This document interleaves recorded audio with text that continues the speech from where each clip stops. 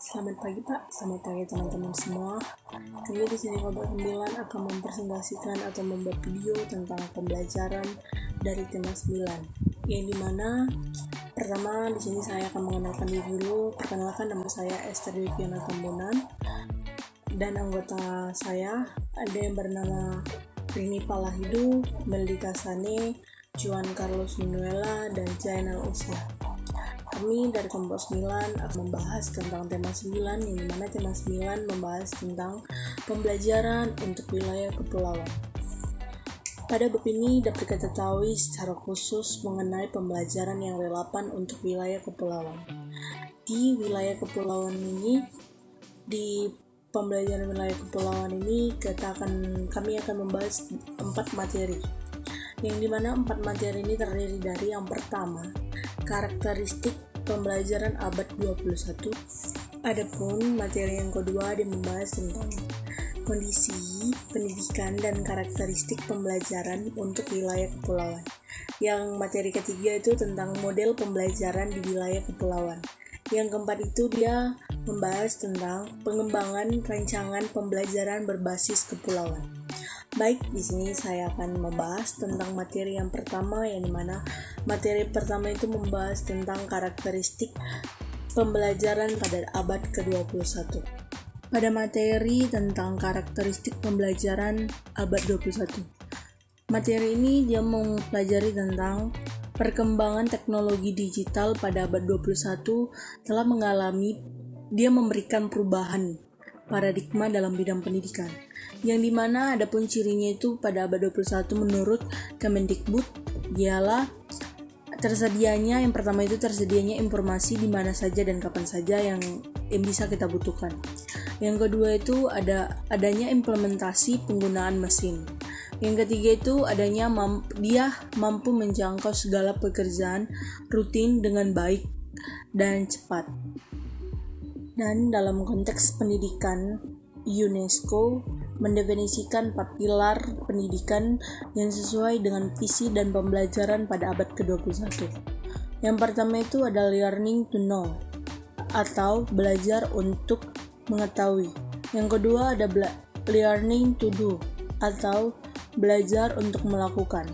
Yang ketiga ada learning to be atau belajar untuk mengaktualisasikan diri sebagai individu mandiri yang berkepribadian. Dan yang keempat itu ada learning to live together atau belajar untuk hidup bersama. Serta proses mengetahui informasi membutuhkan keterampilan berpikir kritis yang merupakan keterampilan fundamental. Yang dimana pada pembelajaran abad ke-21 ini yang mencakup kemampuan mengakses, menganalisis, serta mensintesis informasi yang dapat dibelajarkan, dikuasai, dan dilatihkan. Jadi, untuk dapat menyelesaikan masalah, dibutuhkan keterampilan komunikasi dan membangun interaksi untuk mencari solusi dari masalah yang membutuhkan kemampuan berpikir. Adapun 3 keterampilan yang harus dikuasai atau dimiliki peserta didik, yaitu yang pertama, keterampilan hidup dan berkarir, yang berkaitan dengan pengembangan keterampilan berpikir, pengetahuan dan kemampuan sosial ekonomi sebagai bekal dalam lingkungan kerja di abad ini. Yang kedua, ada keterampilan belajar dan inovasi, merupakan keterampilan yang meliputi keterampilan berpikir kreatif, dalam berpikir kritis, dan menyelesaikan masalah, serta keterampilan berkomunikasi. Yang ketiga ini ada keterampilan memanfaatkan informasi dan teknologi. Jadi, dengan keterampilan-keterampilan inilah yang merupakan kompetensi global yang dibutuhkan oleh peserta didik untuk dapat mengeksplorasi lingkungan global dengan tetap mempertahankan lingkungan lokal.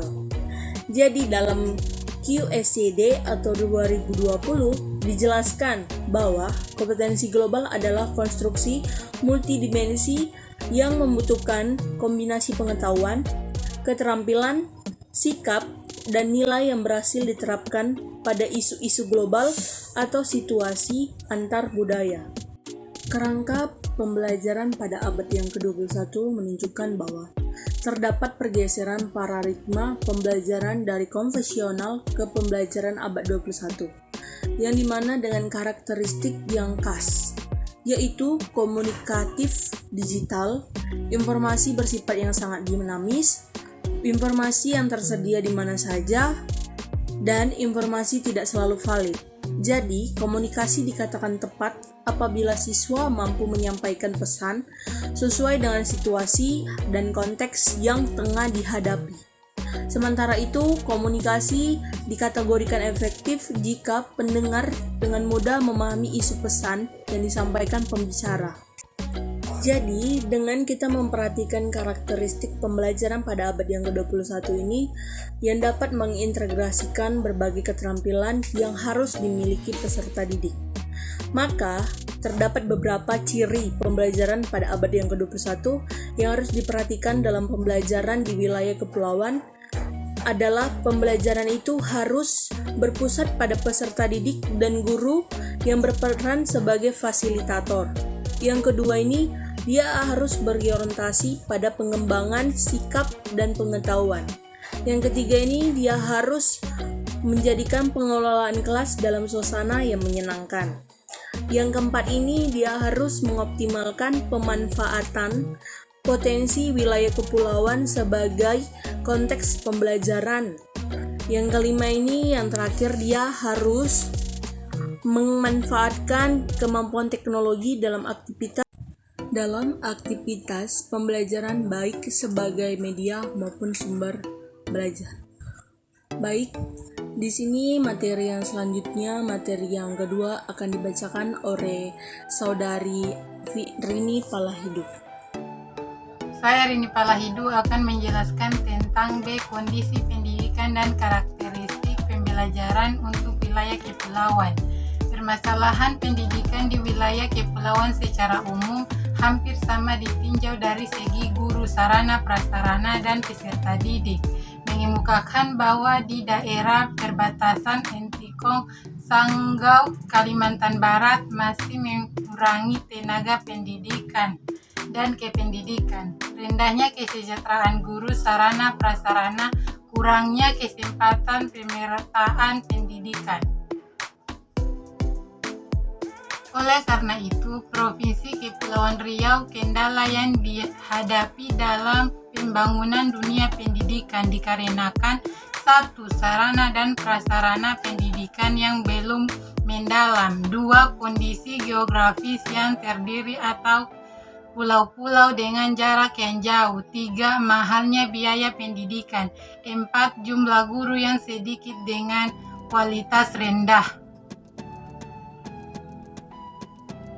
Dalam kaitannya dengan motivasi belajar, siswa dikatakan bahwa motivasi siswa juga menjadi concer tersendiri karena siswa di daerah memiliki motivasi yang rendah dalam belajar, terutama pada mata pelajaran matematika. Oleh karena itu, Kementerian Pendidikan Kebudayaan maupun Kementerian Agama memiliki hasil belajar matematika rata-rata yang jauh lebih rendah dari hasil di semua mata pelajaran. Untuk memenuhi kebutuhan pendidikan di wilayah kepulauan, pemerintah telah mengupayakan berbagai kebijakan berkaitan dengan akses pemertaan program, di antaranya membuka kuat di beberapa wilayah kepulauan. Dalam hal ini, mereka lebih mementingkan kebutuhan pribadi daripada melihat kebutuhan negara. Kondisi ini dikemukakan juga dalam wilayah Indonesia, di mana banyak guru yang tidak bersedia ditempatkan di daerah pedesaan dengan berbagai alasan pribadi, misalnya tanggung jawab sebagai anak terhadap orang tua. Perkenalkan, nama saya Melita Sane. Saya dari kelompok 9. Di sini saya akan menjelaskan bagian poin C yang berjudul metode pembelajaran dan wilayah kepulauan. Berbagai pengertian pembelajaran dikemukakan antara lain oleh Miarso dalam Yahmi 2011 bahwa pembelajaran adalah suatu usaha yang disengaja bertujuan dan terkendali agar orang lain belajar atau terjadi perubahan yang relatif menetap pada diri orang lain. Pembelajaran juga diartikan sebagai suatu usaha menciptakan kondisi yang memungkinkan peserta didik dapat belajar. Perubahan tersebut menunjukkan bahwa belajar merupakan suatu sistem yang terdiri dari beberapa sistem, antara lain faktor guru, siswa, sarana prasarana, manajemen, pengelolaan. Pembelajaran sebagai sebuah sistem memiliki beberapa komponen, yaitu tujuan belajar, strategi pembelajaran, media pembelajaran, dan evaluasi pembelajaran. Strategi pembelajaran yang dipilih harus mengandung penjelasan tentang metode atau prosedur dan teknik yang digunakan selama proses pembelajaran. Perencanaan pembelajaran dengan memperhatikan karakteristik wilayah kepulauan dibuat secara khusus berdasarkan teori pengembangan modal pembelajaran yang menggunakan langkah-langkah yang sistematis untuk diterapkan. Model pembelajaran yang dikembangkan memberikan gambaran tentang proses dan aktivitas yang melibatkan berbagai strategi dan pendekatan pembelajaran yang didasarkan pada teori-teori psikologi sosial lainnya. Teori belajar ini didasarkan pada aliran-aliran psikologi yang berpengaruh dalam pengembangan model pembelajaran, antara lain aliran behaviorisme dan aliran konstruktivisme. Berdasarkan teori-teori tersebut dikembangkan beberapa model pembelajaran dalam Ratu Mana 2015 yang digunakan dalam pembelajaran, antara lain sebagai berikut. Menggunakan langkah-langkah yang sistematis untuk diterapkan. Model pembelajaran yang dikembangkan memberikan gambaran tentang proses dan aktivitas yang melibatkan berbagai strategi dan pendekatan pembelajaran yang didasarkan pada teori-teori psikologi sosial lainnya. Teori belajar ini didasarkan pada aliran-aliran psikologi yang berpengaruh dalam pengembangan model pembelajaran, antara lain aliran behaviorisme dan aliran konstruktivisme. Berdasarkan teori-teori tersebut dikembangkan beberapa model pembelajaran dalam Ratu Mana 2015 yang digunakan dalam pembelajaran, antara lain sebagai berikut, yaitu 1. Model pembelajaran kontekstual. Model pembelajaran kontekstual adalah model pembelajaran yang menekankan pengikatan antara materi yang diajarkan dengan situasi dunia nyata siswa dan dorongan siswa membuat hubungan antara pengetahuan yang dimilikinya dengan perubahan dalam kehidupan sehari-hari. Yang kedua, model pembelajaran matematika realistik. Pembelajaran matematika realistik merupakan model pembelajaran yang diadaptasi dari Realistic Mathematics Education atau RME. Pembelajaran matematika realistik pada dasarnya adalah manfaat relatif dalam lingkungan yang dipahami peserta didik untuk memperlancar proses pembelajaran matematika sehingga dapat menciptakan tujuan pendidikan matematika secara lebih baik dari sebelumnya. Yang berikut adalah Make and Math adalah pembelajaran dengan mencari pasangan, yaitu setiap siswa diberi kertas soal dan jawaban, kemudian mereka mencari pasangan dan jawaban tersebut. Model pembelajaran yang dikemukakan di atas merupakan model-model alternatif yang dapat dirancang dalam pembelajaran dengan memperhatikan konteks wilayah kepulauan yang dijadikan sumber dan media pembelajaran. Itu saja yang bisa saya jelaskan. Sekian dan terima kasih. Selamat siang teman-teman dan Pak. Di sini saya akan menjelaskan tentang pengembangan rancangan pembelajaran berbasis kepulauan. Pembelajaran berbasis kepulauan adalah pembelajaran yang dirancang dengan memanfaatkan seluruh potensi wilayah laut pulau sebagai kesatuan yang utuh, sehingga substansi materi yang diajarkan dapat dirasakan manfaatnya oleh peserta didik. Berikut rancangan pembelajaran berbasis wilayah kepulauan dilakukan dengan memperhatikan hal berikut. Yang pertama, kemampuan rencana pembelajaran berdasarkan standar proses pendidikan yang terdiri dari identitas satuan pendidikan, identitas mata pelajaran atau tema, kelas atau semester, alokasi waktu, tujuan pembelajaran, metode, media, langkah-langkah, serta penilaian hasil belajar. Yang kedua, potensi wilayah kepulauan yang berasal dari sumber daya alam, kearifan lokal, maupun aktivitas masyarakat di daerah kepulauan. Yang ketiga, mengimplementasikan potensi wilayah kepulauan dalam berbagai model pembelajaran yang disesuaikan dengan karakteristik peserta didik. Berikut, seiring perkembangan teknologi, proses pembelajaran untuk menjangkau seluruh wilayah melalui jaringan internet dikemas dalam metode pembelajaran yang disebut e-learning, yang merupakan media komunikasi atau antar peserta didik atau untuk pendidik dengan peserta didik. Berikut beberapa konsep pembelajaran yang dapat diterapkan di wilayah kepulauan antara lain. 1. Pembelajaran berbasis media lingkungan. Pemanfaatan lingkungan di sekitar peserta didik akan memberikan pengalaman belajar yang berdampak pada kepercayaan diri peserta didik terhadap materi yang dipelajari.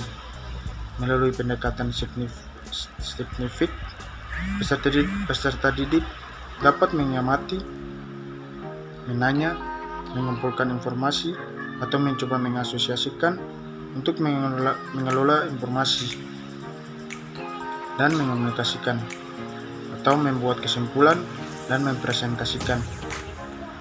Yang kedua,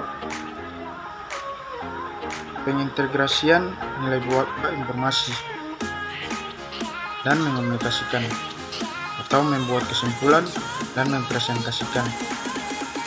Yang kedua,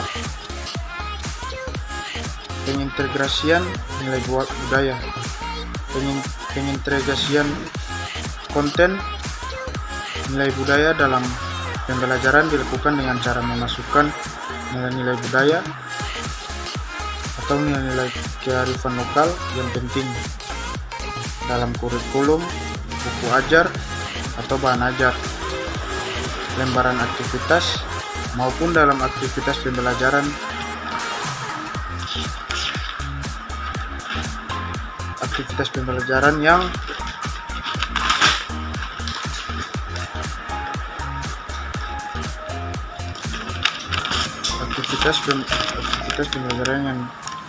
dirancang dengan memanfaatkan model pembelajaran yang sesuai.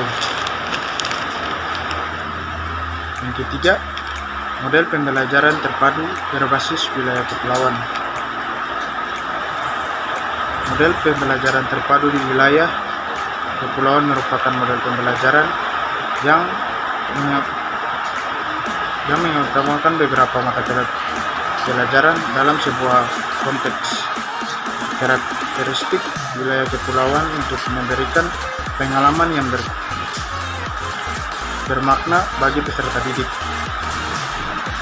Konsep yang dipelajari dalam konteks tersebut dilakukan melalui pengalaman langsung dalam memahami materi yang diajarkan berdasarkan pendekatan belajar kontekstual, signifik, atau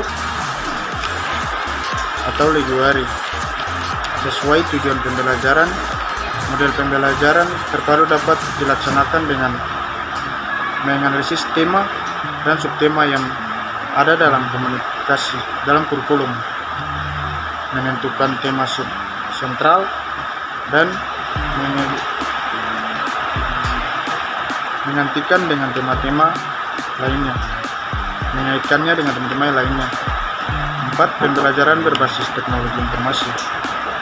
Kondisi geografis kepulauan yang hanya dapat dihubungkan melalui transportasi laut berdampak pada akses pendidikan dan pembelajaran. Salah satu pilihan model pembelajaran yang dapat digunakan adalah model pembelajaran berbasis teknologi informasi, antara lain pembelajaran interaktif berbasis multimedia. Assalamualaikum warahmatullahi wabarakatuh. Shalom, salam sejahtera bagi kita semua. Di sini perkenalkan, nama saya Zainal Lucia. Di sini yang saya hormati Bapak dosen pendidikan kepulauan. Saya perwakilan dari kelompok 9 pendidikan kepulauan. Nah, di sini jangan saya membuang-buang waktu, langsung saja saya akan mempresentasikan materi kami. Yang pertama itu karakteristik wilayah kepulauan sebagai salah satu faktor yang perlu mendapat perhatian pemerintah jika ingin meningkatkan kualitas pendidikan. 2.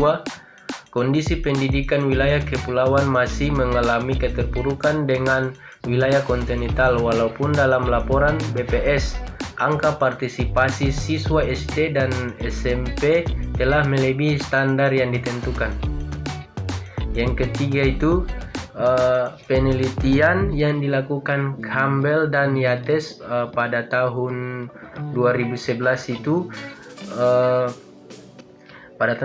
berkaitan dengan berperilaku menjadi guru di daerah pedesaan Australia, menyimpulkan terdapat sebuah fenomena unik yang disebut dengan istilah metrosentrisi, yang didefinisikan sebagai sifat pribadi yang menghambat guru untuk mempertimbangkan posisi negara.